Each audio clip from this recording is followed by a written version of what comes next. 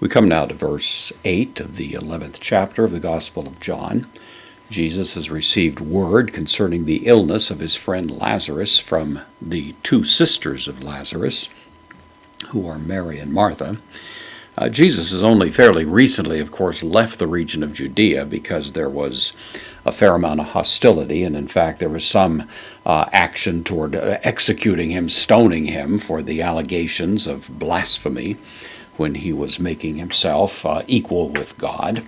The disciples presumably are relieved to be in somewhat more safe circumstances there on the Jordan, and now Jesus is announcing to them that they are going to return to the region of Judea, and they're going to return in order to intervene in the circumstances connected to Lazarus. And of course, the disciples, concerned about Jesus' welfare, as well, I suppose, as their own welfare, are raising a question that we find reflected here in verse 8, in which we see legusin from lego, I say, third person plural, present active indicative. So they say, this is present, giving some dramatic emphasis to it. Auto, pronoun, dative, singular, masculine, indirect object, so they say to him.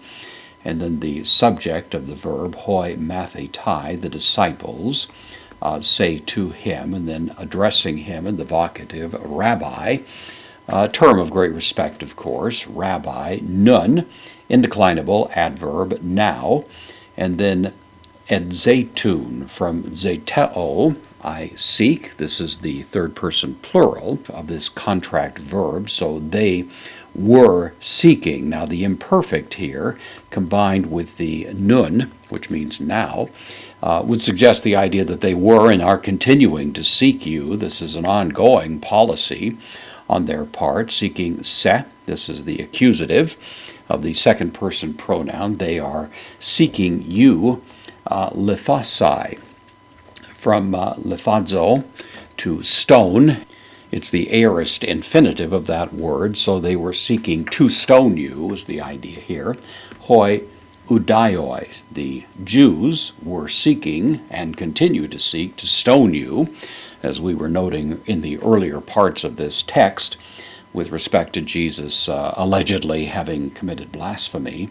And now they ask the question with a somewhat incredulous tone, I suppose, implied in it, kai, pollen, indeclinable adverb, and again, hupages, from hupago, means to go away. This is the second person singular, present active indicative, and now, again, you go away, a k, indeclinable adverb there, and then the question mark is at the end.